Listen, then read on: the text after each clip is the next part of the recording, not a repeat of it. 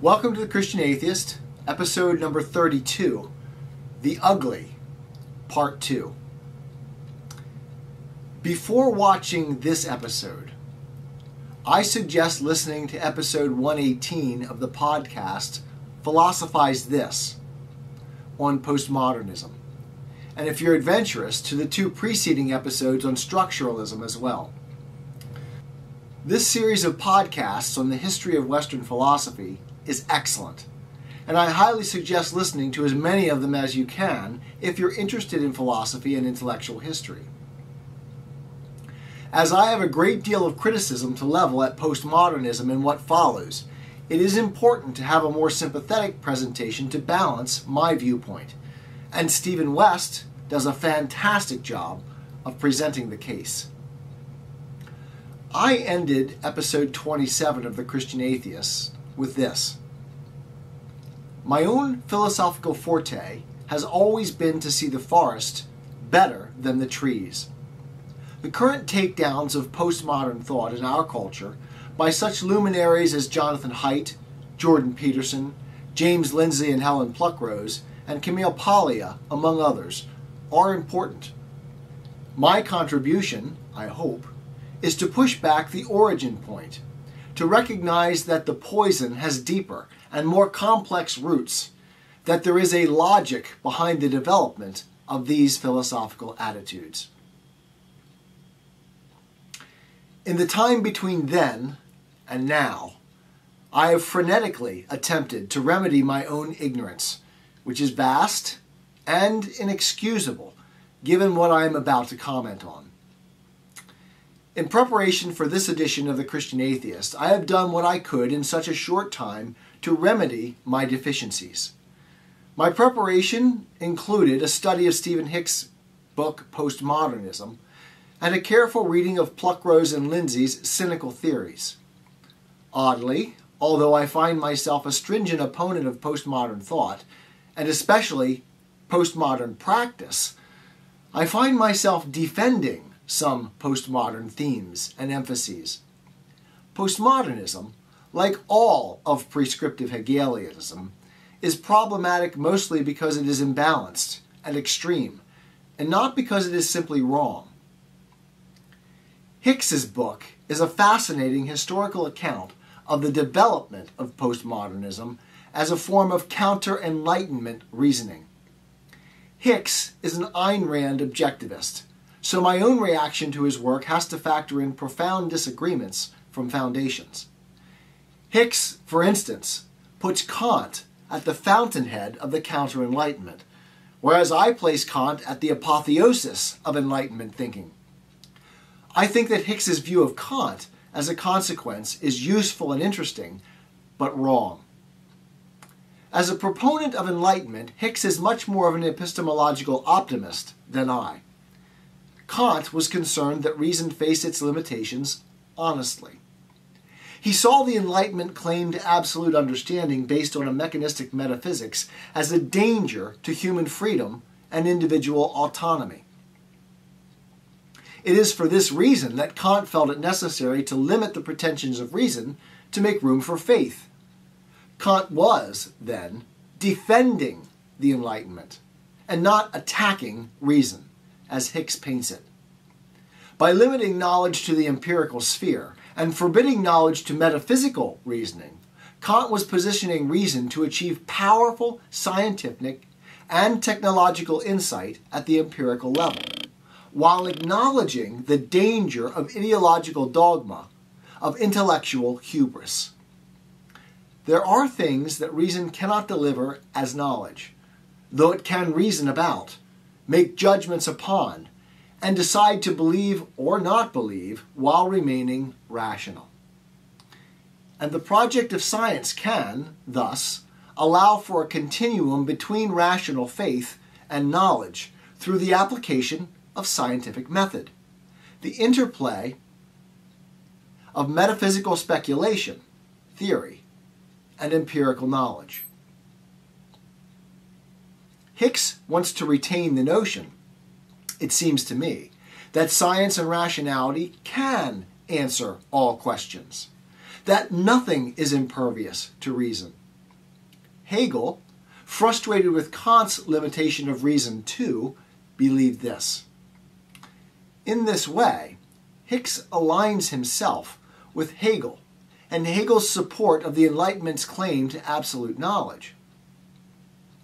It is this epistemological optimism, and I would like to call it a metaphysical determinism, since an absolute knowledge requires a reality that can be so known, that Enlightenment figures today espouse, for example, the new atheists, Steven Pinker, and others, that I oppose. They too, like Hegel, are marked by a metaphysical commitment to the immanent as forbidding the transcendent. The proposition that human reason is adequate to fully explain and comprehend reality is highly suspect, I think. And the skepticism is one embraced vigorously by the post-Hegelians, which I am criticizing today.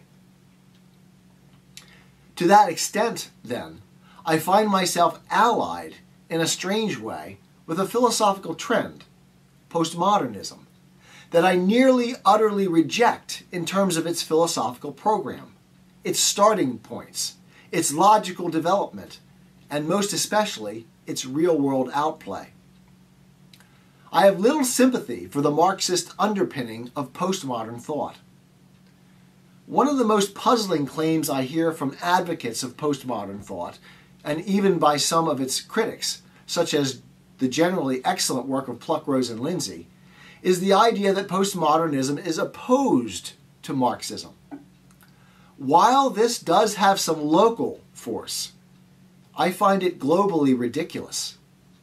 For the remainder of this episode, then, I would like to debunk the idea that Marxism and postmodernism are opposed in any significant way, and make the case that both are the same branch of leftist prescriptive Hegelianism. Let's start with the most profound difference, and what I take to be the best argument against the identity of postmodernism and Marxism. Postmodernism rejects grand narratives, as Jean-François Lyotard says. Marxism is a grand narrative.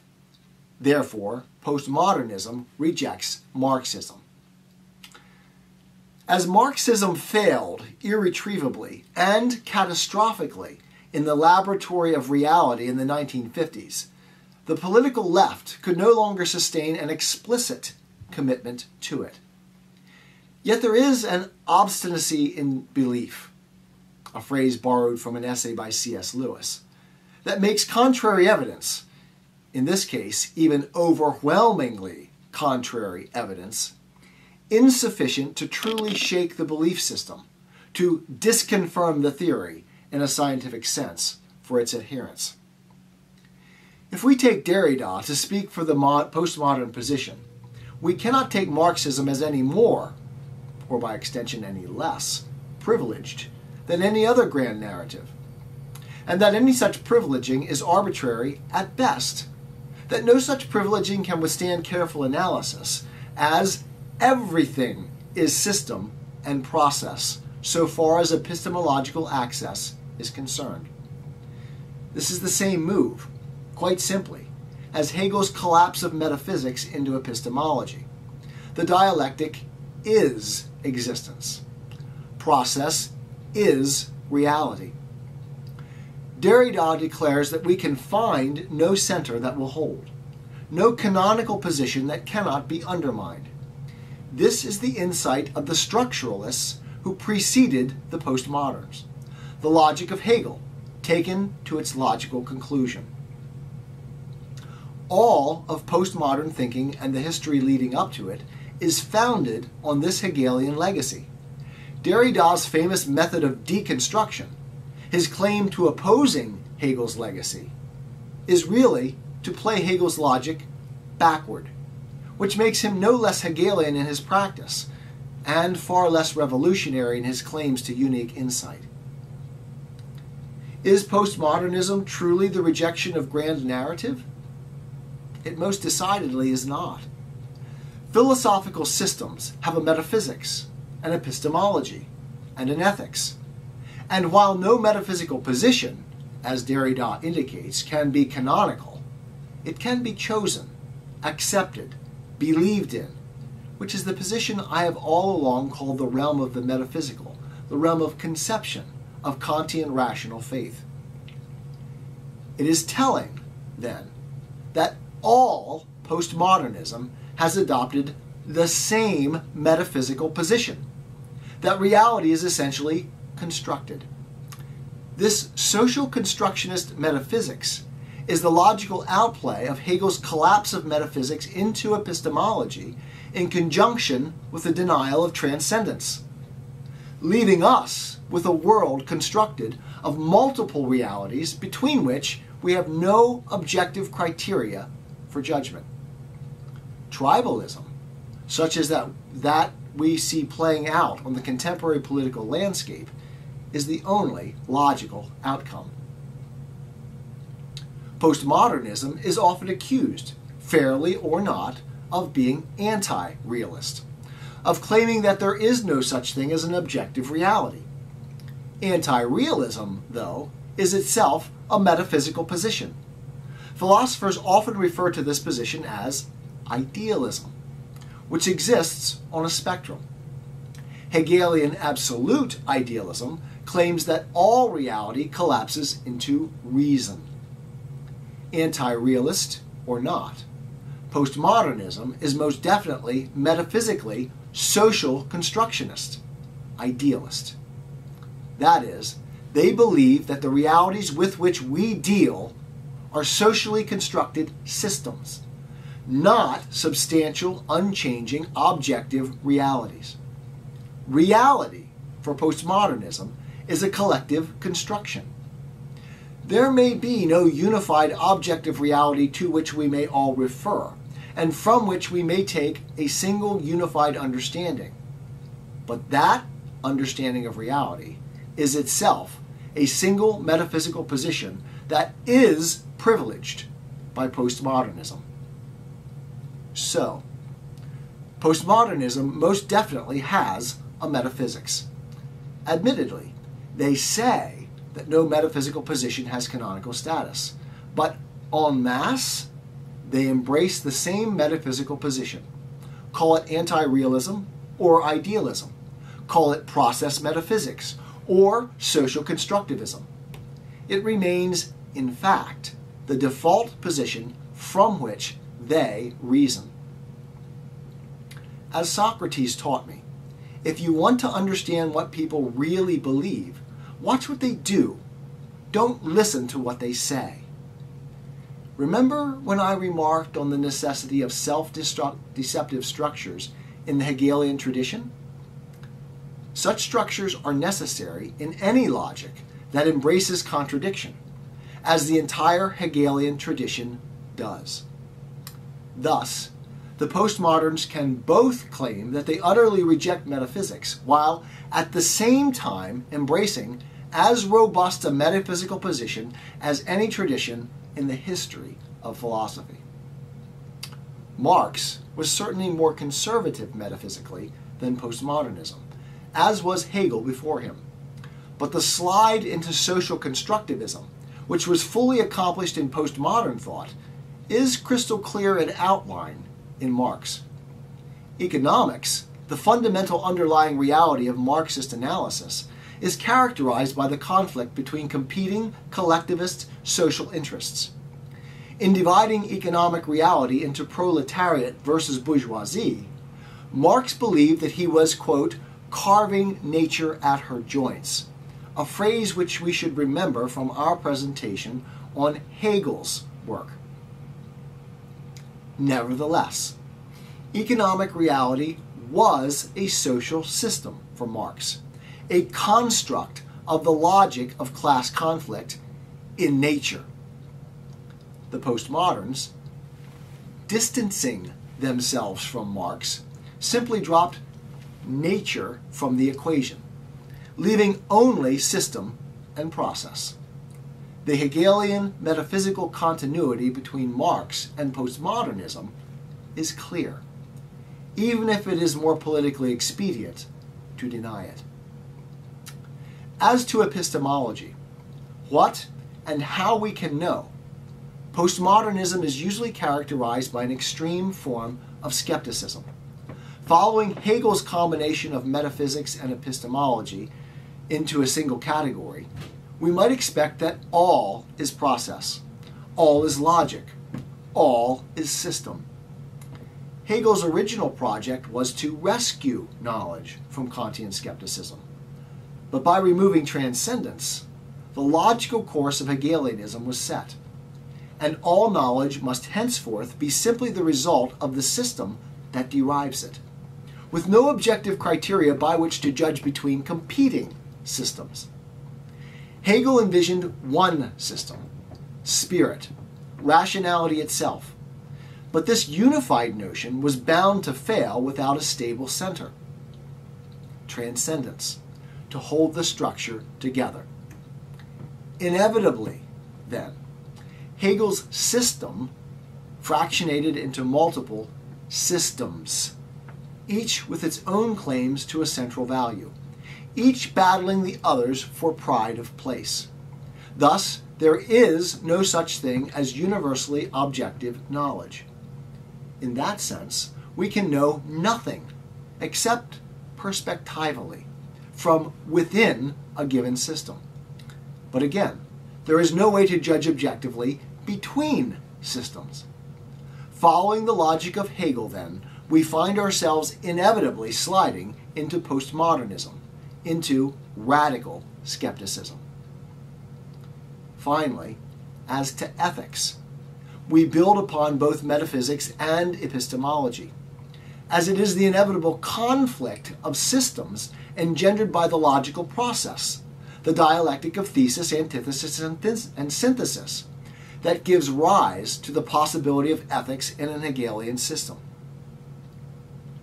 As we saw in Hegel, the only possible ethics in a system devoid of transcendental value is a consequentialist one, in which the value around which the system is constructed is the end for which all means are justified. Values are necessarily systemic, that is, contextual, chosen from within a collectivist system. In Marx, bourgeois values were in conflict with proletarian values, as these represented two competing systemic interest structures. Each system possessed a central value of self-interest, and the disparity between the two was characterized by Marx with the Hegelian dialectical concept of self versus other, master versus slave, thesis versus antithesis, or, more generically, as oppressor versus oppressed. In Hegel's descriptive usage, such terms are not morally valued, as it is the end of the process, the synthesis, the advancement of spirit that is valuable. We might say that in each process of dialectical logic, then, the value lay beyond the thesis and antithesis, which were mere means to that end. For the post-Hegelians, however, we should remember that the descriptive process of Hegel became prescriptivized. That is, the value neutrality between the opposing terms, thesis and antithesis, was abandoned. And moral value was not to be found in the Hegelian Aufhebung, the cancellation and preservation of the opposition in the synthesis, but by the victory of one of the competing terms of the opposition.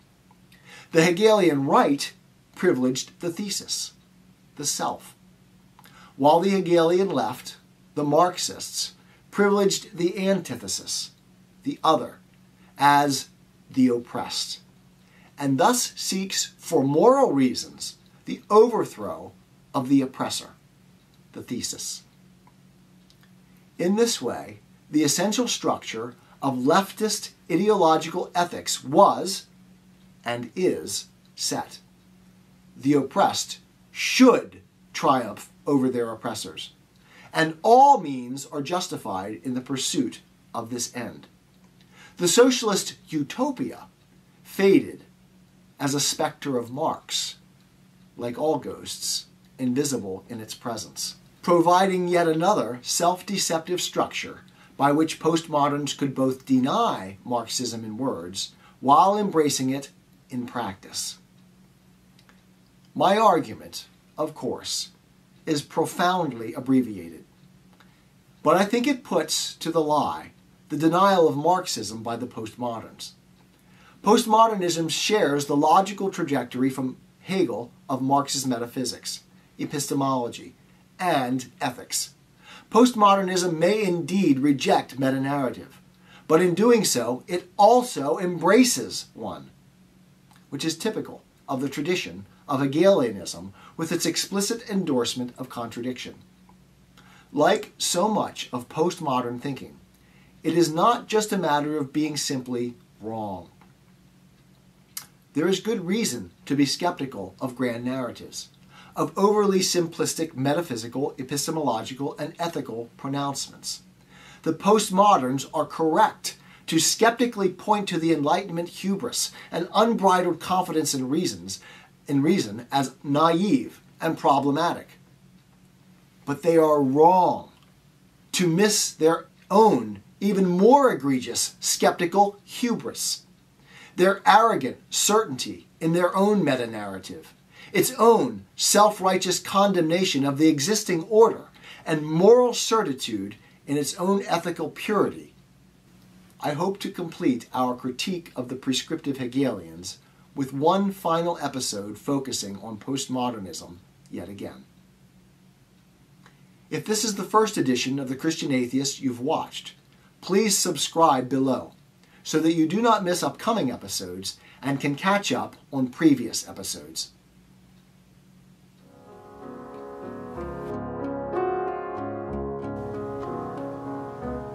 First, if you like this video, please like and subscribe. And let us know what you'd like to hear from us by commenting. Wise Words for Your Occasion is located in Lancaster, Pennsylvania, but we're willing to travel. For inquiries or to book an occasion, go to wisewordsforyouroccasion.wordpress.com or see us on Facebook or check out our YouTube channel. You'll find links to all three in this post.